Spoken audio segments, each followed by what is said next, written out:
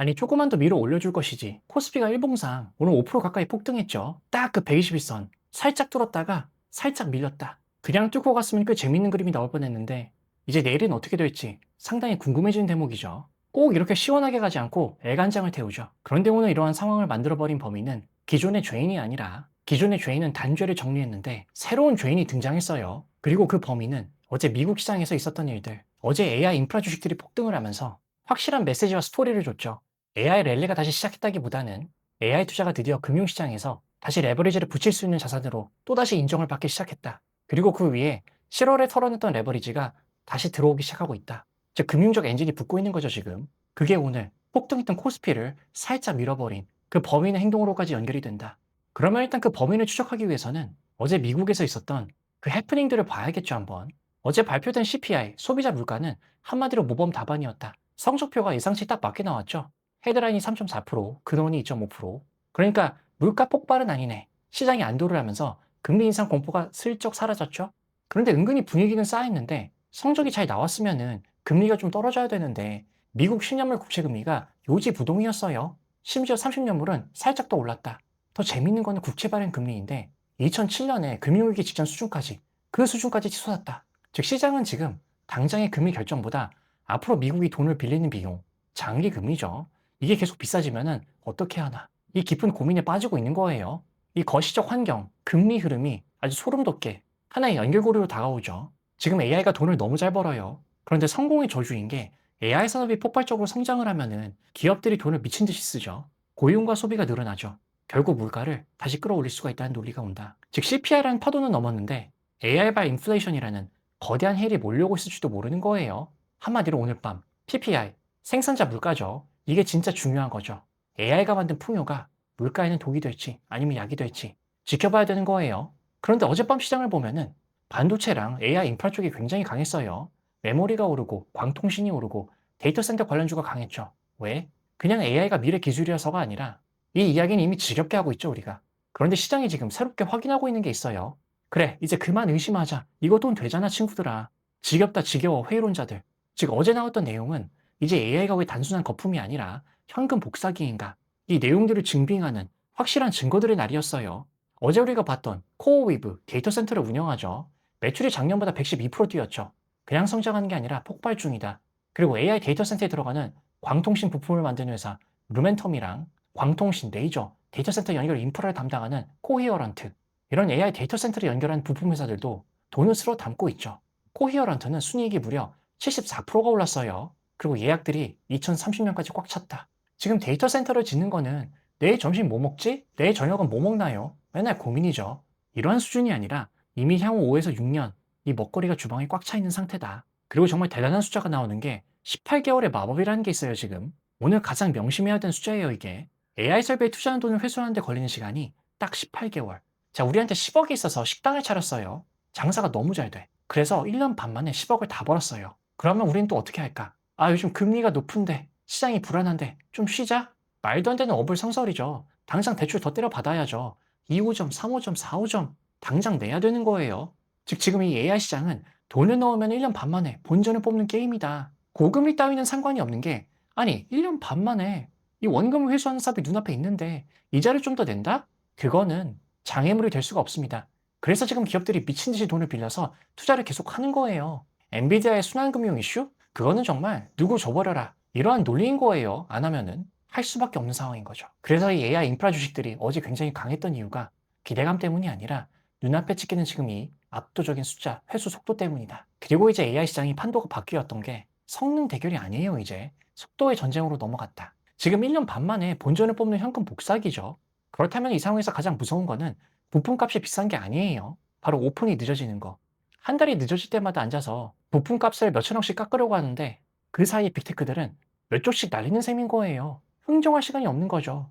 일단 비싸도 사서 바로 돌리는 게 이득이다. 일론 머스크가 속도에 집착하는 이유가 여기에 있죠. 머스크의 전략도 똑같은 게 지금 xAI나 스페이스X는 어떻게 하면 더 완벽하게 만들까 보다는 어떻게 하면 남들보다 1초라도 빨리 돌릴까? 여기에 올인하고 있는 거예요. 성능 최적화 따위는 나중의 문제예요. 일단 거대한 GPU 시스템을 먼저 구축을 해서 돈을 벌어들이는 속도를 압도적으로 높여야 된다. 즉 시장의 새로운 공포는 이제 비싸다보다는 늦다. 늦다가 새로운 공포예요, 속도에서. 이게 요즘 메타죠. 트렌드고. 즉 돈은 얼마든지 줄게. 제발 물건만 빨리 줘. 즉 이제 앞으로 변동성은 있겠지만은 이 조급함이 향후 시장에 있어서 AI 관련 주가랑 인프라 시장을 밀어올리는 가장 강력한 엔진이 될 거다. 지금은 효율보다 속도가 돈인 시대다. 이걸 우리가 조금 더 정밀하게 현금 영수증 수준의 증거를 보면 알게 되는데 세레브라스라는 회사의 숫자를 보면 기가 막히죠. 클라우드 매출이 작년보다 300% 가까이 폭등했어요. 자녀 계약은 이미 따놓은 계약만 34조 원. AI가 돈이 될까라는 거는 그런 의문 따윈 없어요, 이제. 이미 역대급 노다지를 캐고 있다는 게 숫자로 증명이 됐으니까. 칩이 문제가 아니라 이제는 땅과 전기가 없다. 예전에는 엔비디아 칩이 없어가지고 장사를 못해 이랬다면은 이제는 칩은 있는데 그거를 꽂을 데이터 센터 건물, 공간과 전기가 부족하고 지금은 600메가와트를 확보했는데도 수요를 못 따라가죠. 이제는 단위를 바꿔서 기가와트급으로 지어야 될 판인 거예요. 1기가와트는 참고로 원자력 발전소 1기 용량이죠. 원자력 발전소? 갑자기 어떤 회사가 생각이 나죠. 고민의 패러다임이 바뀌고 있다. 즉 시장의 걱정이 180도 바뀐 게 AI 수요가 금방 식어서 공급 과잉, 버블이 오면 어떡하지가 이제는 수요가 미친 듯이 쏟아지는데 공급이 대체 무슨 수를 그걸 다 따라가나. 즉 이제 손님이 없어서 걱정인 게 아니라 테이블, 데이터 센터가 없어가지고 손님을 돌려보내고 있는 맛집 상황인 거죠. 자, 그런데 언제나 균형감 있게 봐야겠죠. 지금까지가 돈잔치 이야기였다면은 이제부터는 그 파티가 불러올 살벌한 청구서 이야기가 있어요. 지금 GPU, HBM, 광통신, 데이터 센터까지 관련 기업들은 전부 축제 분위기죠. 돈을 쓸어 담고 있으니까. 그런데 경제에 아주 단순한 법칙이 하나 있죠. 사려는 사람은 줄을 섰는데 물건이 부족하면은 가격은 미친 듯이 뛴다. AI 데이터 센터의 헝거 게임이 시작됐는데 집을 지으려는데 시멘트가 없으면은 시멘트 값이 폭등하죠. 지금 AI 데이터 센터라는 거대한 빌딩을 전 세계가 동시에 짓고 있습니다. 그럼 이런 것들이 부족해지죠. 전력, 전기, 땅, 냉각 장치, 네트워크 부품, HBM, 그리고 이 일을 할 숙련공, 사람까지. 이 모든 희소 자원을 차지하기 위해서 전 지구적 쟁탈전이 벌어지고 있다 보니까 당연히 가격이 천정부지로 솟구치겠죠. 여기서 연준의 경고가 등장하죠. 빅테크들이 판을 다 망쳐놓고 있다. 이게 연쇄 반응인 게 빅테크들이 가격을 다 높여놓으니까 다른 산업의 비용까지 덩달아 올라간다. 결국 AI가 물가를 다시 끌어올리는 인플레이션의 불씨가 될 수가 있다. 즉 AI는 지금 현금만 복사하는 게 아니라 물가도 같이 복사하고 있는 거다. 그렇기 때문에 오늘 밤 발표가 될 PPI, 생산자 물가를 눈여겨봐야 되는 이유가 여기 있는 거예요. 즉 지금은 공급망에 엄청난 수요 충격을 줄 수 있는 게 AI의 아주 재미있는 역설인 거죠. 즉 지금은 식당 메뉴판인 CPI보다 장바구니 물가인 PPI가 먼저다.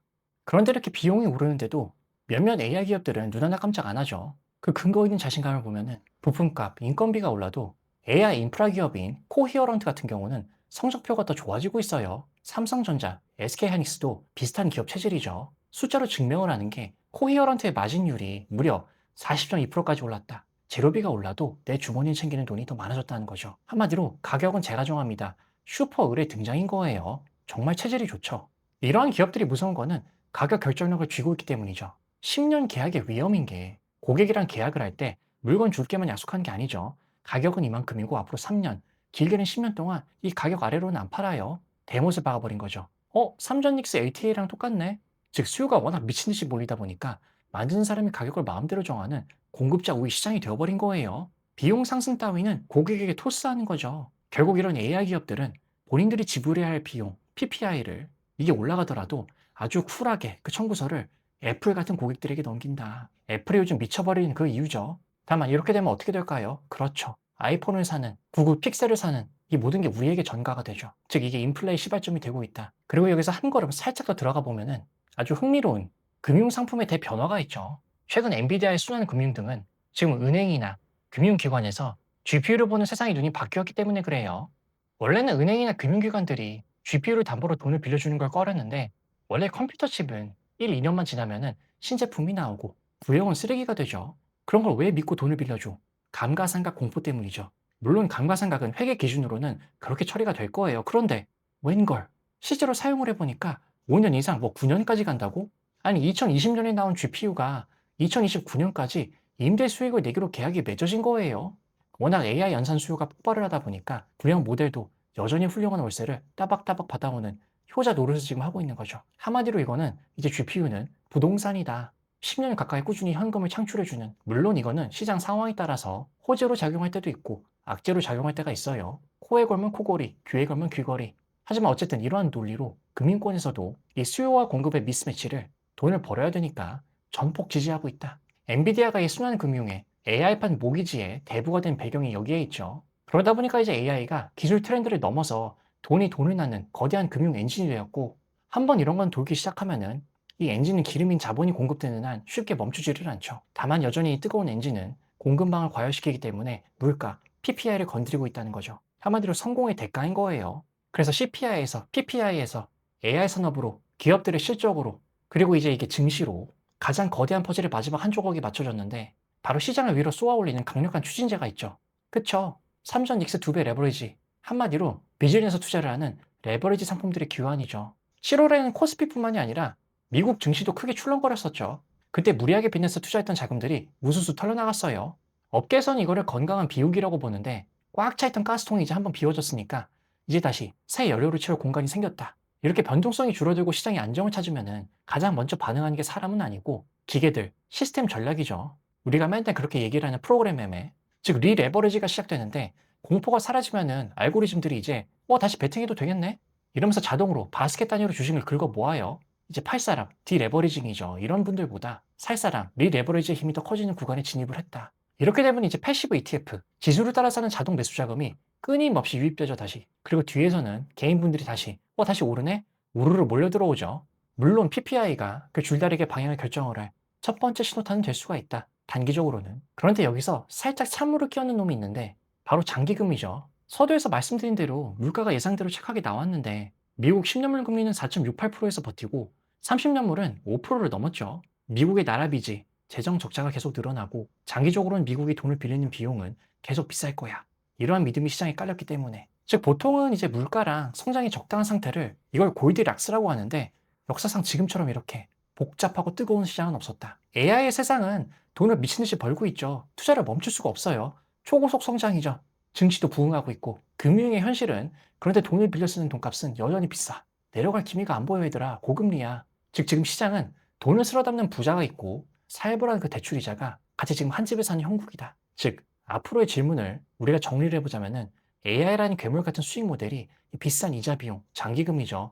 이걸 계속 씹어 먹으면서 시장을 끌고 갈 수 있을까? 이 한 문장으로 정리가 돼요. 그래서 주가가 이렇게 오를 때마다 이렇게 오르면은 변동성이 떨어지고, 그런데 변동성이 떨어지면은 시스템 전략이 더 살 수 있죠. 알고리즘이 붙어요. 그러면 다시 주가가 더 올라가고, 이게 굉장히 강력한 자기 증폭 구조죠. 그런데 이럴 때 반대로 작은 충격 하나가 들어온다. 최근에 삼전 닉스 폭락이랑 그 결이 똑같죠. 포지션이 너무 많은 상태에서는 똑같은 구조가 반대로 작동을 한다. 즉 어떻게 보면 오늘 코스피가 이 스텝을 밟으려고 하는데 새로운 죄인이 살짝 누르고 있는 상황이에요. 최근 시장이 6668 또는 6670선만 가면은 머리를 맞고 떨어졌죠. 8월 5일, 8월 12일 아주 비슷한 자리예요. 원래 이 매도벽을 만든 거는 지금 증시의 리모컨을 쥐고 있는 외국인들이죠. 그런데 오늘은 이 구치 소문이 열린 게, 일단 외국인의 누적 포지션이 8월 3일 폭락 이후 처음으로 플러스 전환됐어요. 약 1.4조 원. 즉 이 부근의 매물대가 이제는 꽤 얇아지고 있다. 첫 번째 매도벽이 지금 물러가고 있는 거죠. 그런데 옛날 문지기가 퇴근을 하니까 정확히 그 자리에 새로운 문지기, 새로운 범인이 왔어요. 바로 금융투자, 증권사의 파생 매도죠. 지금 어제와 오늘 주가가 뚫고 올라갈 것 같았는데 새로운 문지기가 나타나서 장 초반에 고점 찍고 하루 종일 누르는 그러한 방식으로 다시 가두리를 치고 있다.